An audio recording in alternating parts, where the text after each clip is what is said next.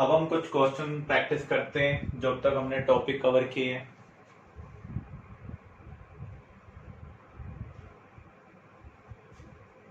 Identify type of functional group.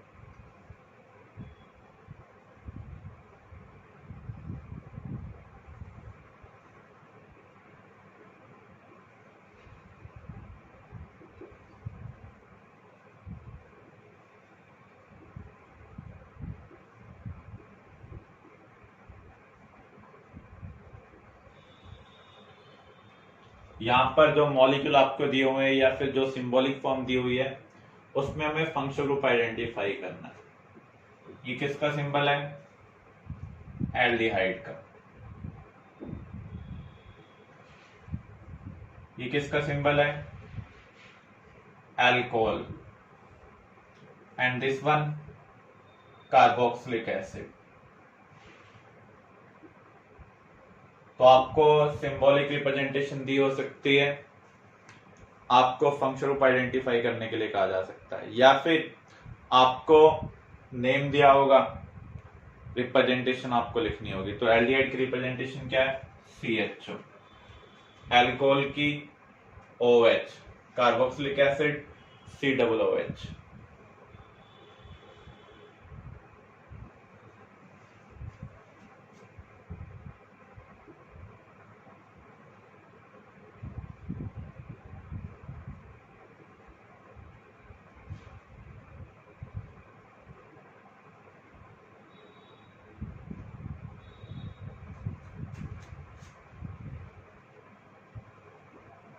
Give third member of following homologous series.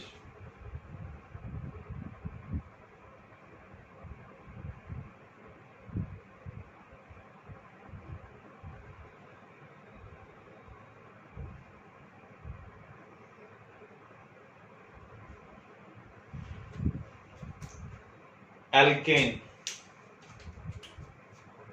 Alkene का meaning है carbon carbon में single bond होना चाहिए। First member क्या है?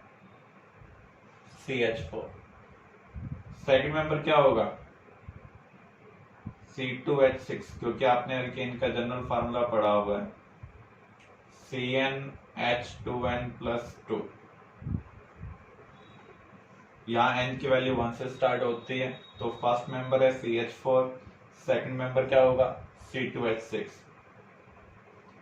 थर्ड मेंबर क्या होगा? C3H8।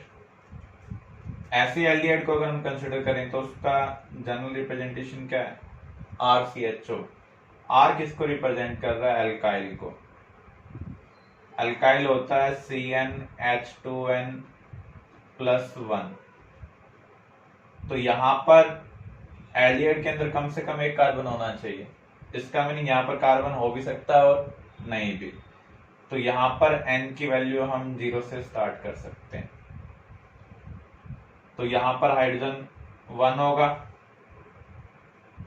R में, अगर आप N0 पुट करते हैं तो एल्डिहाइड में कम से कम एक कार्बन होना चाहिए। तो फर्स्ट मेंबर के पास एक कार्बन है। सेकंड मेंबर क्या होगा? CH3 CHO। थर्ड मेंबर क्या होगा? CH3 CH2 CHO, या फिर आप इसको इस तरीके से लिख सकते हैं, एंड यहाँ पर अगर आप 2 पुट करेंगे तो क्या आएगा? C2H5 CHO। तो ये थर्ड मेंबर है एल्डिहाइड होमोलोगस सीरीज का। कीटोन। कीटोन का यहाँ पर जनरल फार्मूला क्या है? RCOR-। ये दोनों कार्बन चेन है। कार्बन चेन में कम से कम एक कार्बन होना कंपलसरी है। तो फर्स्ट मेंबर क्या होगा? CH3COCH3। सक्सेसिव मेंबर में एक कार्बन का डिफरेंस होना चाहिए, तो एक तरफ हम कार्बन इंक्रीज कर देते हैं। थर्ड मेंबर क्या होगा? एक कार्बन हमें और बढ़ाना होगा।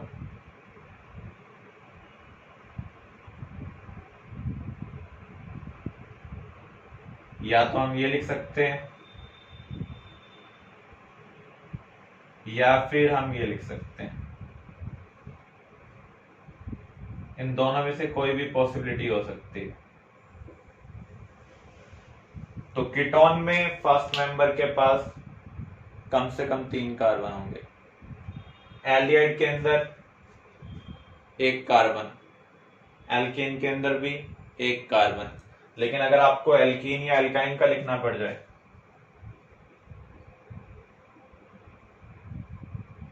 एल्कीन और एल्काइन के अंदर क्या प्रेजेंट होता है, कार्बन कार्बन डबल और ट्रिपल बॉन्ड। तो डबल बॉन्ड और ट्रिपल बॉन्ड बनाने के लिए कम से कम 2 कार्बन होने जरूरी है। तो यहां पर आपको मिनिमम 2 कार्बन के साथ स्टार्ट करना है। क्लियर?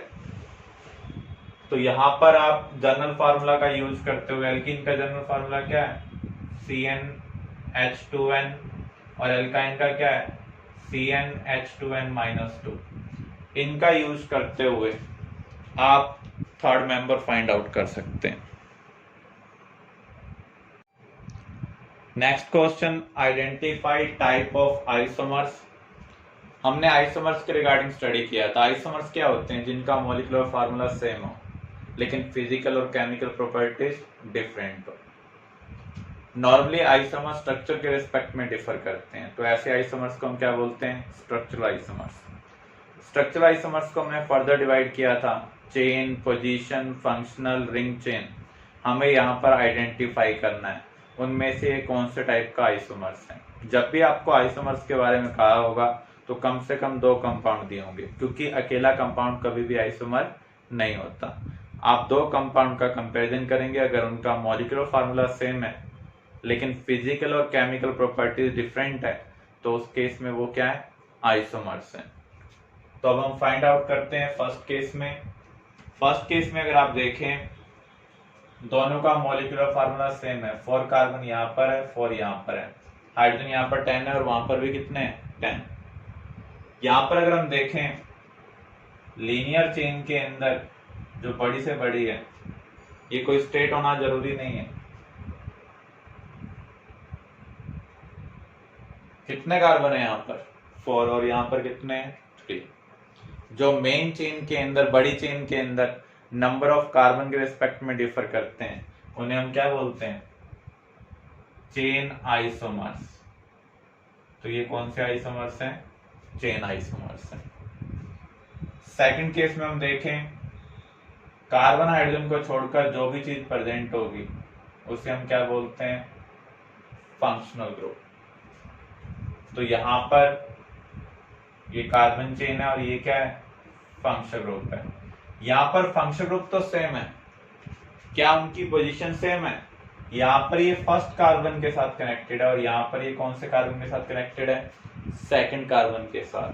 तो इन्हें हम क्या कहेंगे, पोजीशन आइसोमर्स। जहां पर फंक्शनल ग्रुप सेम हो लेकिन फंक्शनल ग्रुप की पोजीशन क्या हो, डिफरेंट हो, उन्हें हम क्या कहेंगे, पोजीशन आइसोमर्स। यहाँ पर हम देखें, ये फंक्शनल ग्रुप है, यहाँ पर ये फंक्शनल ग्रुप है, ये दोनों सेम नहीं है। यहाँ पर देखो H लगा हुआ है और यहाँ पर कार्बन चेन लगी हुई है। तो जहां पर मॉलिक्यूलर फार्मूला सेम हो लेकिन फंक्शनल ग्रुप डिफरेंट हो, उन्हें हम क्या बोलते हैं, फंक्शनल आइसोमर्स। फंक्शनल आइसोमर्स की केमिकल प्रॉपर्टीज डिफरेंट होती है। तो यहां पर ये कार्बोक्सिलिक एसिड है और ये क्या है, एस्टर है। तो इन दोनों की जो केमिकल प्रॉपर्टीज है वो डिफरेंट होगी, इसलिए कौन से आइसोमर्स है, फंक्शनल आइसोमर्स है। क्लियर? तो इस टाइप के क्वेश्चन आपसे पूछे जा सकते हैं।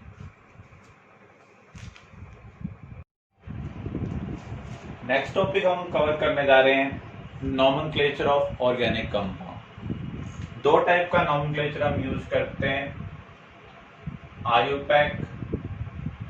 आयुपैक का मीनिंग क्या है, international union of pure and applied chemistry. दूसरा है common name system.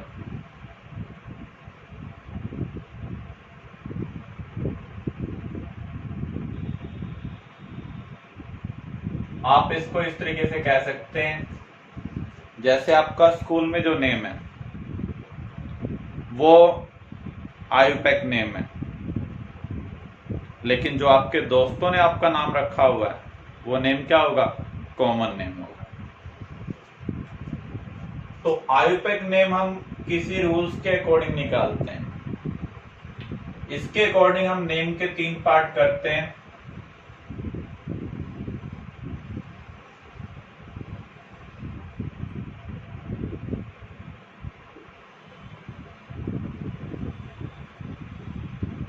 Word root, prefix, suffix. आपके नेम से जो पहले लिखा जाएगा, मिस्टर, मिसेज या मिस, वो क्या है? प्रीफिक्स है। नेम के साथ जो हम बाद में लिखते हैं, गैलोत, राणा, ये सब क्या है? सफिक्स हैं। लेकिन मेन नेम क्या है? वर्ड रूट हमें बताएगा। वर्ड रूट हमें यहां पर किस चीज के बारे में इंफॉर्मेशन देता है? Number of carbon in principal chain length.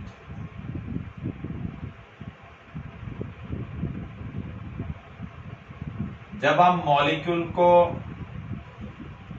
Divide करते हैं चेन के बेस पर, जो मेन चेन होती है उसे हम क्या बोलते हैं? Principal chain. जो कार्बन चेन का पार्ट नहीं रहता उसे हम क्या कहेंगे? Side chain. तो यहां पर वर्ड रूट हमें बताता है number of carbon in principal chain.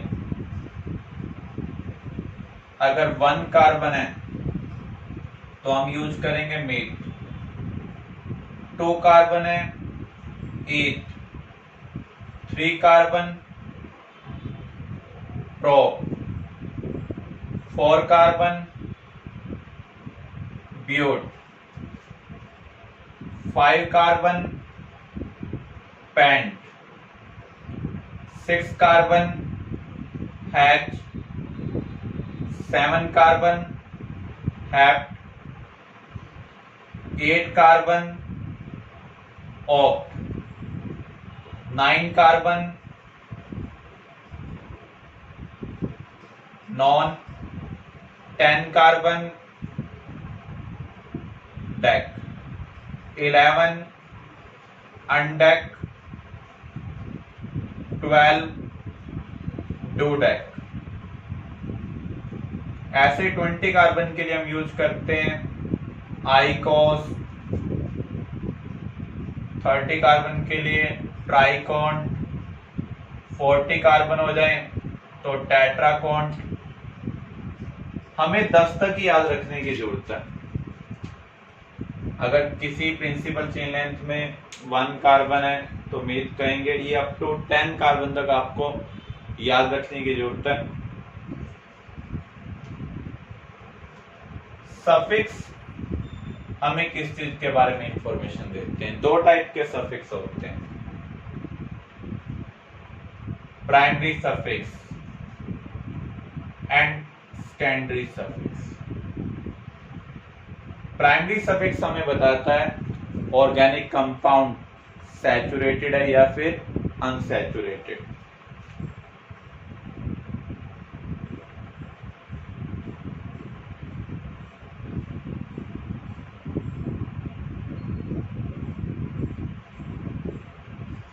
अगर कंप्लीट ऑर्गेनिक मॉलिक्यूल में कार्बन कार्बन सिंगल बॉन्ड है तो उसे हम क्या बोलते हैं? सैचुरेटेड।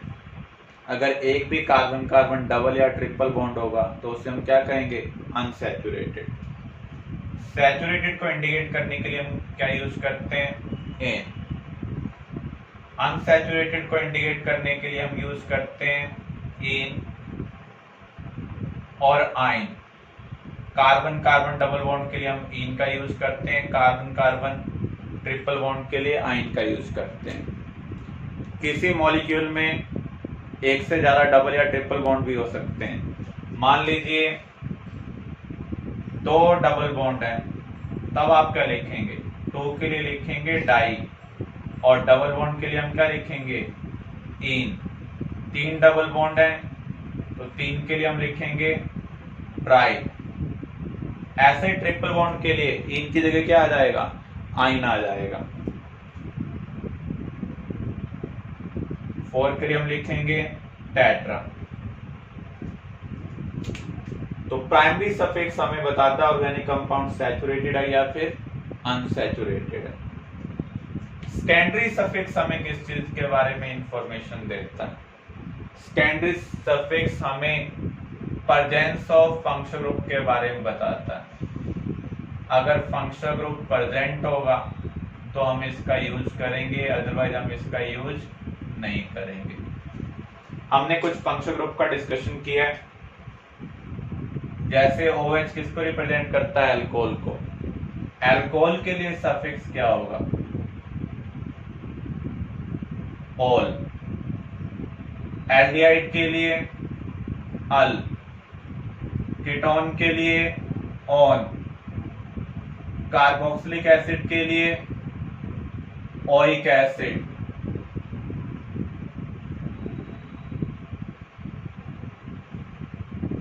एस्टर के लिए ओएट।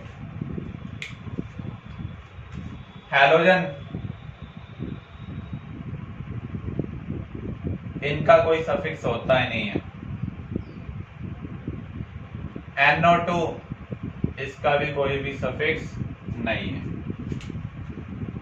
तो सफिक्स दो टाइप के, प्राइमरी एंड सेकेंडरी। प्राइमरी हमें बताता है ऑर्गेनिक कंपाउंड सैचुरेटेड है या फिर अनसैचुरेटेड। सेकेंडरी सफिक्स हमें बताएगा ऑर्गेनिक कंपाउंड के अंदर फंक्शनल ग्रुप प्रेजेंट है या नहीं है। अगर प्रेजेंट होगा तो हम सफिक्स यूज करेंगे फॉर दिस। क्लियर? अब हम प्रीफिक्स की बात करते हैं। प्रीफिक्स भी दो टाइप के हैं, प्राइमरी, सेकेंडरी। जो वर्ड रूट के साथ जस्ट कनेक्टेड है वो प्राइमरी होगा, जो उससे थोड़ा दूर होगा वो क्या होगा? सेकेंडरी होगा। सिमिलर वे में हम सफिक्स के लिए भी कह रहे हैं, जो वर्ड रूट से जस्ट कनेक्टेड है वो प्राइमरी है, थोड़ा दूर है वो क्या है? सेकेंडरी। प्राइमरी प्रीफिक्स हमें किस चीज के बारे में बताता है? ऑर्गेनिक कंपाउंड साइक्लिक है या फिर एसाइक्लिक है।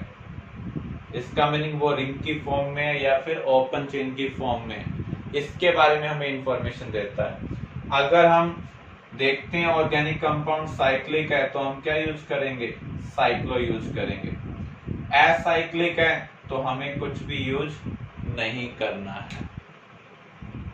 क्लियर है? साइक्लिक है तो हम यूज करेंगे साइक्लो वर्ड, अगर एसाइक्लिक है तो हमें कुछ भी यूज नहीं करना है। जो सेकेंडरी प्रीफिक्स है वो हमें साइड चेन के बारे में बताता है। साइड चेन को हम सब्स्टिट्यूएंट्स भी बोलते हैं, ब्रांच भी बोलते हैं। एक कार्बन वाली जो साइड चेन होगी, जैसे मीथेन से हमने एक हाइड्रोजन निकाल दिया, अब कितने हाइड्रोजन बच गए? 3। कार्बन को 4 बॉन्ड बनाने हैं तो ये चौथा बॉन्ड कहीं ना कहीं बनाएगा। मान लीजिए प्रिंसिपल चेन के साथ बना रहा है, मेन चेन के साथ बना रहा है, तब हम इस ग्रुप का क्या नेम लिखेंगे? अगर आप किसी एल्केन को साइड चेन लेते हैं तो एल्केन का एन हटा देना है, उसके साथ क्या लगाना है? YL। तो इसे हम क्या बोलेंगे? एल्काइल। This is methane. एक कार्बन के लिए क्या यूज होता है? मीथ। इसे हम मीथेन कहेंगे। मीथेन का जब आपने एक हाइड्रोजन हटाया तो ये किस में कन्वर्ट हो गया? मिथाइल में। तो इसे हम क्या कहेंगे? मिथाइल।